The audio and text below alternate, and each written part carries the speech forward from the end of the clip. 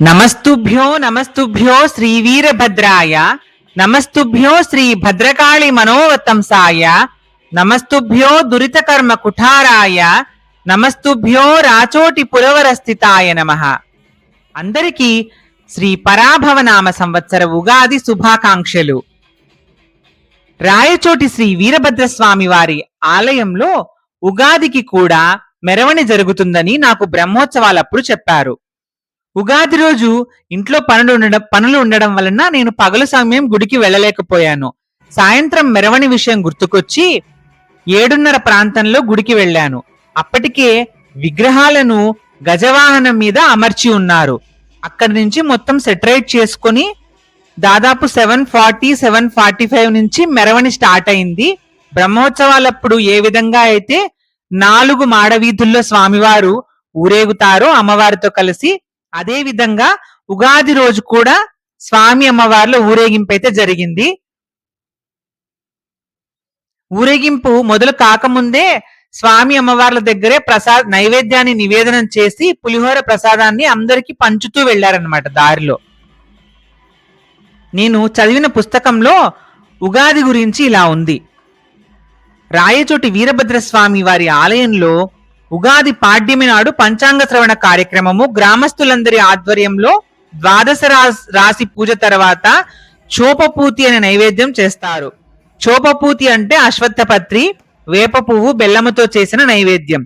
సాయంకాలము 7 గంటలకు నందివాహనం మీద భద్రకాళి అమ్మతో పాటు పురవీధుల్లో ఊరేగింపు జరుగుతుంది అని ఉంది. అయితే ఇక్కడైతే గజవాహనం మీద అయితే జరిగింది. పుస్తకంలో అయితే నందివాహనం అని రాశారు. మేబీ అప్పట్లో ఏమన్నా అలా జరిగేదేమో పుస్తకం రాసినప్పుడు.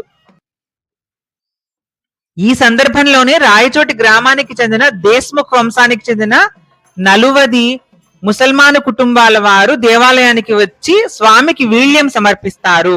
బియ్యము, కొబ్బరికాయ, తాంబూలాలతో కూడిన వీళ్యాన్ని సమర్పించడం ఆ కుటుంబాల వారు తరతరాలుగా పాటిస్తున్న సంప్రదాయము.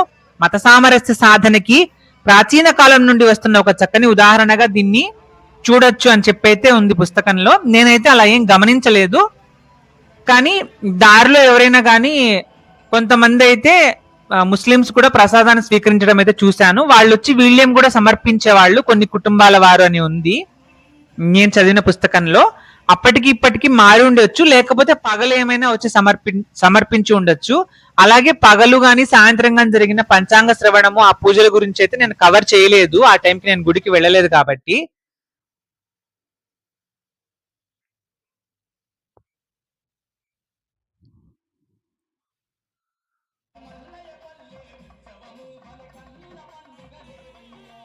స్వామివారి ఊరేగింపు ముందుగా మంగళవాద్యాలు వాయిస్తూ వెళ్తున్నారు. దానికి ముందు కోలాటం ఆడే బృందం ఉందన్నమాట. ఈ ఉత్సవానికి అదే పనిగా ఈ ఉత్సవం కోసమే వచ్చిన కొంతమంది కన్నడ భక్తులైతే ఉన్నారు. బ్రహ్మోత్సవాలు వచ్చినప్పుడు అంతా ఎక్కువ మంది రాలేదు, కానీ కొద్ది మంది అయితే వచ్చారనమాట. ఈ ఉగాది సెలబ్రేషన్ చేయడానికి ఇక్కడ వీరభద్ర స్వామి వారి గుడిలో ప్రత్యేకంగా బాణసంచ కూడా కాల్చారు శివాలయం దగ్గర.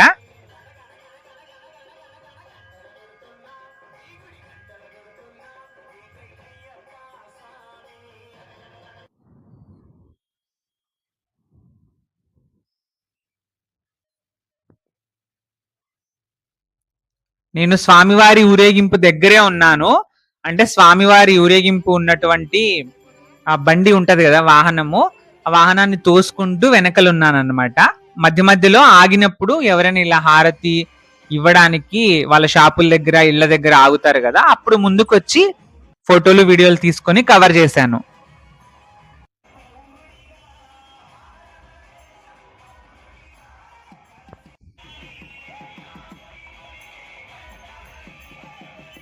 బయట స్టేట్స్ నుంచి వచ్చిన వాళ్ళు తక్కువే, ఎక్కువ మంది లోకల్ వాళ్లే ఉన్నారనమాట పార్టిసిపేట్ చేసిన వాళ్ళు ఈ ఉత్సవంలో. అంటే ఇది ఒక్కరోజు మాత్రమే జరిగే ఉత్సవం కదా, కాబట్టి మేబీ బయట నుంచి ఎక్కువ మంది రాలేకపోయి ఉండొచ్చు. కానీ ప్రతి సంవత్సరం జరుగుతుందట ఉగాదికి ఇలాగా. అక్కడ నాకు దొరికిన ఇన్ఫర్మేషన్ ఏంటంటే ఉగాదికి, దీపావళికి, దసరాకి ఇంకో రోజు ఎప్పుడో స్వామివారి జన్మ నక్షత్రం తిథి ఉంటుంది. ఆ రోజు ఈ ఊరేగింపు అనేది బాగా ఇట్లా వైభవంగా జరుగుతుంది అనమాట. మిగతా రోజుల్లో జరుగుతుందా లేదా అని తెలియదు. ఈ 4 స్పెషల్ అకేషన్స్ లో జరుగుతుందట.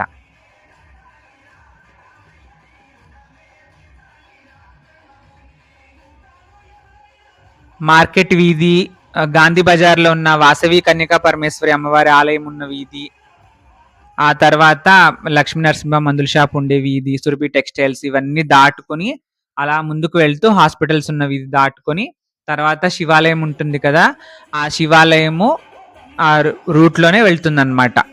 సేమ్ బ్రహ్మోత్సవాలు అప్పుడు ఎలాగైతే వెళ్తుందో అలాగే.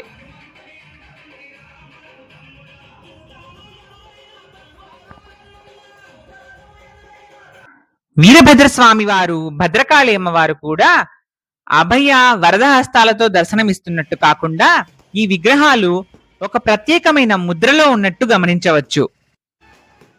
హోమం చేసేటప్పుడు ఒక రకంగా మృగముద్రను అంటే లేడి ముద్రను, మనస్సు లేడి వంటిది అని చెప్పి మనతో ఒకలాంటి ముద్ర చేయిస్తారు హోమాల్లో అర్చకులు.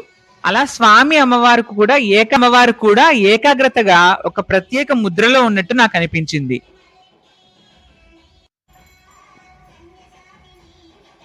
ఇక స్వామి అమ్మవార్ల ఊరేగింపు పూర్తయ్యేటప్పటికి దాదాపు 9:50 అయింది. మళ్ళీ ఆ విగ్రహాలను ప్రత్యేకంగా ఉంచినటువంటి గదిలో చేర్చేటప్పటికి దాదాపు ఇంకొక అరగంట గడిచింది. 10:15, 10:20 కల్లా కార్యక్రమం అంతా పూర్తయింది. ఇక అప్పటికే అన్నప్రసాదాన్ని కూడా సిద్ధం చేసి ఉంచారు భక్తుల కోసము. అక్కడున్న అర్చకులు అయితే తినేసి వెళ్ళండి అని చెప్పారు. నేను ఇంకా అక్కడే భోజనం చేసేసి పులిహోర, వైట్ రైస్, వంకాయ కూర, రసము అన్ని పెట్టారనమాట. నేను అక్కడే ఇంకా భోంచేసి మళ్ళీ ఒకసారి స్వామికి నమస్కరించుకొని ఇంటికి వెళ్ళిపోయాను. ఈ వీడియో మీకు నచ్చితే లైక్ చేసి షేర్ చేయండి. ఇలాంటి మరిన్ని వీడియోల కోసం ఈ ఛానల్ ని సబ్స్క్రైబ్ చేయండి. వీడియోపై మీ అభిప్రాయాన్ని కామెంట్ సెక్షన్ లో తెలియజేయండి.